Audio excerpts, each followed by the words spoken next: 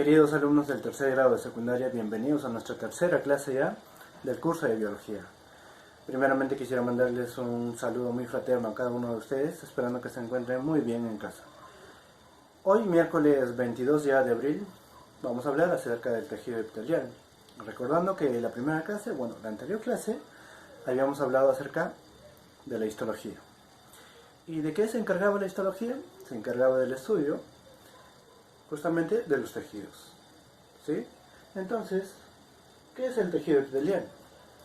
Es un tejido muy simple y de origen múltiple, ¿sí?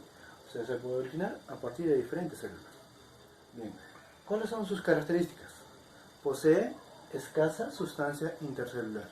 ¿A qué se refiere con esto?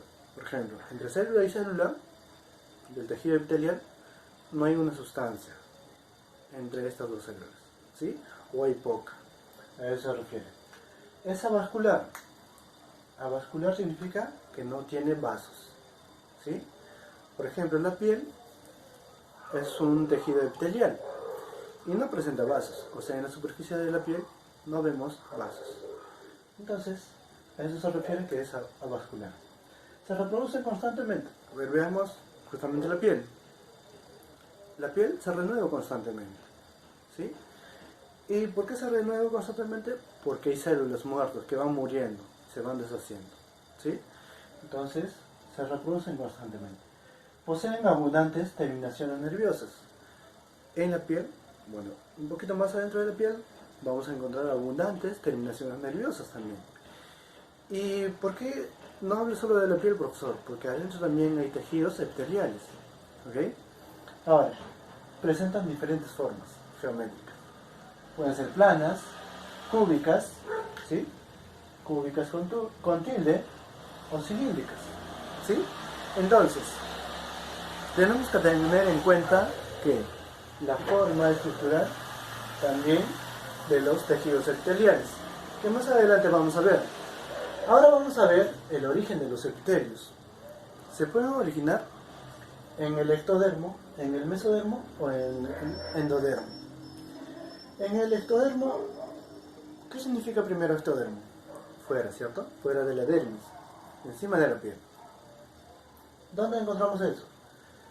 Justamente en la piel, en las mucosas, puede ser oral, ¿sí?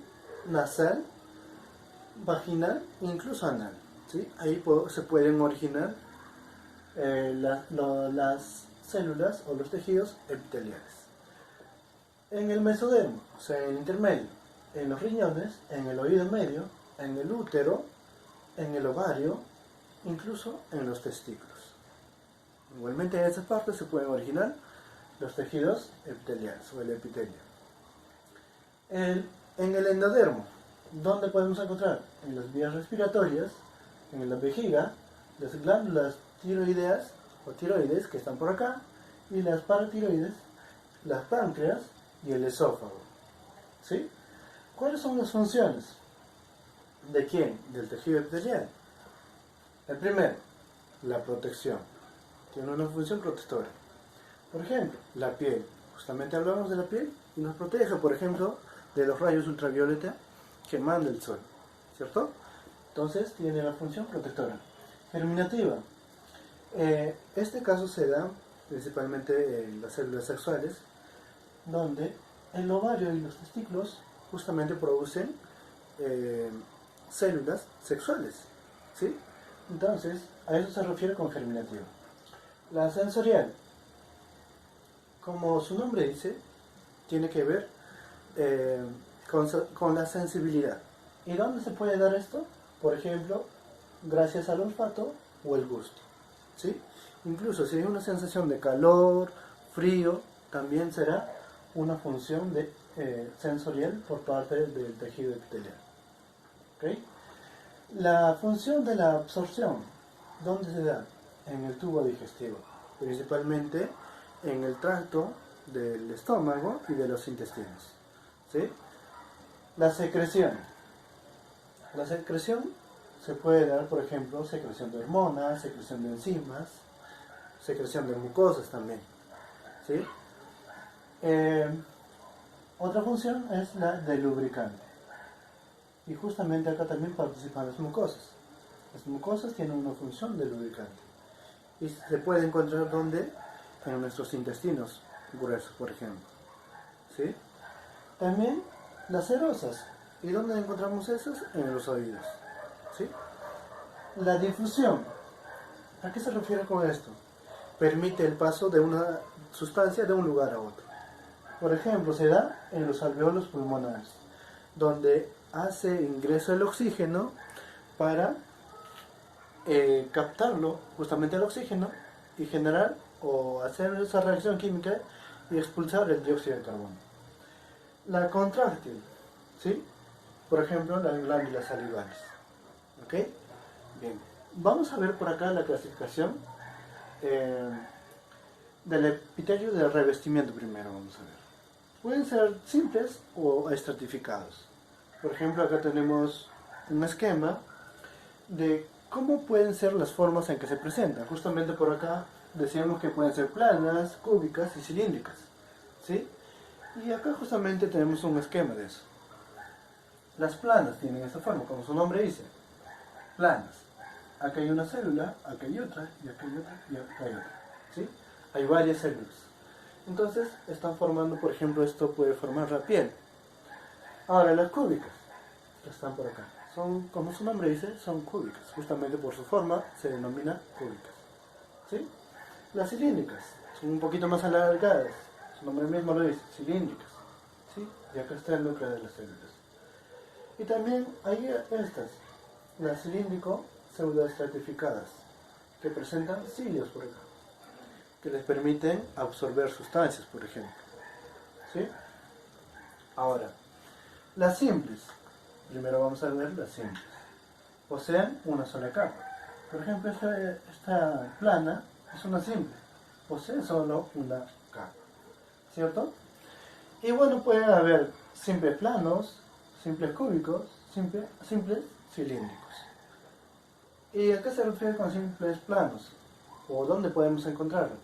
Por ejemplo, en los alveolos pulmonares, que justamente hablamos que permitía el ingreso del oxígeno, ¿cierto? ¿Ya?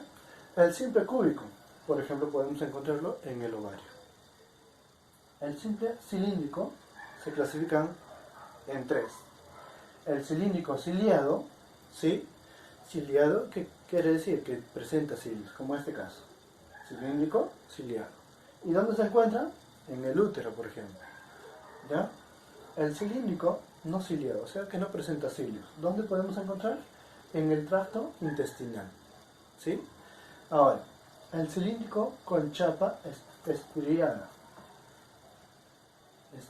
¿ya? ¿Dónde podemos encontrarlo? En el intestino delgado. Bien, vamos a continuar. Por esta parte ya vemos a los poliestratificados formados por varias capas. Recuerden, los simples, también llamados monoestratificados, poseían solo una capa. Ahora los poliestratificados son formados por varias capas, ¿sí? Y bien, esto se clasifica también, al igual que el anterior, en estratificados planos, estratificados cúbicos, estratificados cilíndricos.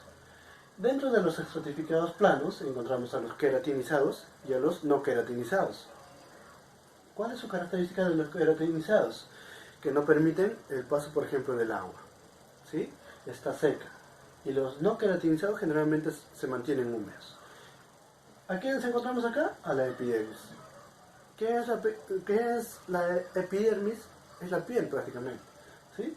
Los no queratinizados, o dentro de los no queratinizados, encontramos, por ejemplo, a la boca, que siempre está húmeda, al esófago, que también siempre está húmedo. Bien, dentro de los estratificados cúbicos encontramos a los tejidos embrionales, ¿sí? O sea, el tejido de un embrión presenta células del tipo estratificado cúbico. Y dentro de los estratificados cilíndricos encontramos a las glándulas exocrinas, que por acá vamos a verlo, ¿sí? Bien, entonces ya hemos visto las simples o las monoestratificadas, poliestratificadas, y ahora vamos a ver a las pseudoestratificadas. Estas poseen solo una capa, pero el núcleo de sus células están en diferentes alturas. ¿Cómo era esto? Las pseudoestratificadas.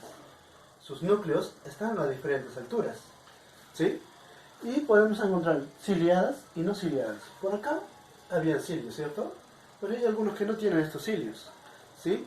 Entonces, los epitelios pseudoestratificados se dividen en dos también: cilíndricos ciliados y no ciliados. ¿Dónde encontramos a los ciliados? En las vías respiratorias, ¿sí? Y eso permite, por ejemplo, la absorción de algunas sustancias. El cilíndrico no ciliado lo encontramos en el vesículo seminal, ¿ok? Bien. Ahora ya hemos visto entonces acerca del epitelio de revestimiento, que se clasifica en simples o monoestratificados, en poliestratificados y en pseudoestratificados. Ahora vamos a ver el epitelio glandular.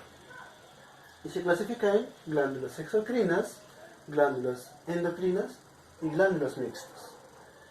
¿A qué se refiere con glándulas exocrinas? Que tienen la capacidad de excretar, o sea, de eliminar algunas sustancias, ¿sí? Bien. Y dentro de las glándulas exocrinas encontramos a las holocrinas, que cuando producen o cuando forman su producto, estas se degradan, ¿sí? ¿Y a qué nos encontramos entre estas? A las glándulas sebáceas. Dentro de las glándulas apocrinas encontramos a las glándulas mamarias y las sudoríparas de las axilas, ¿sí? ¿Y qué sucede? ¿Por qué se llama así? Porque estas, al momento de formar el producto, o sea, estas células al formar otro producto, utilizan su citoplasma, que es un líquido dentro de la célula, ¿sí? Y las merocrinas no hacen uso, o no hay este caso, ¿no? Por ejemplo, acá se degradaban, acá utilizaban su citoplasma, en este caso no pasa nada, ¿sí? Y dentro de estas encontramos a las glándulas sudoríparas, las glándulas lacrimales, ¿sí? Bien, ya hemos visto las glándulas exocrinas entonces, que tienen la capacidad de eliminar. Dentro de las glándulas endocrinas, estos, en este caso, eliminaban hacia afuera. Endo viene de dentro, por lo tanto eliminan hacia adentro, ¿sí? Entonces producen hormonas como el hipotálamo, la hipófisis, ¿sí? Eso es lo particular de esto. Las glándulas mixtas, como su nombre dice, mixto, o sea, una parte de acá y una parte de acá, ¿sí? Entonces, ¿qué es lo que pasa? O quiénes o en dónde podemos encontrar estas glándulas mixtas. Por ejemplo, en el hígado, en los riñones y en los testículos, ¿sí? O sea, que tienen la capacidad de excretar algunas sustancias o los productos que forman, o pueden excretar hacia afuera o simplemente hacia adentro. Por eso se lo denomina glándulas mixtas. Bien, entonces el resumen, entonces respecto al tejido epitelial, es todo eso, chicos. Espero que sigan estudiando y puedan completar la pequeña práctica que les he dejado. Hasta la próxima.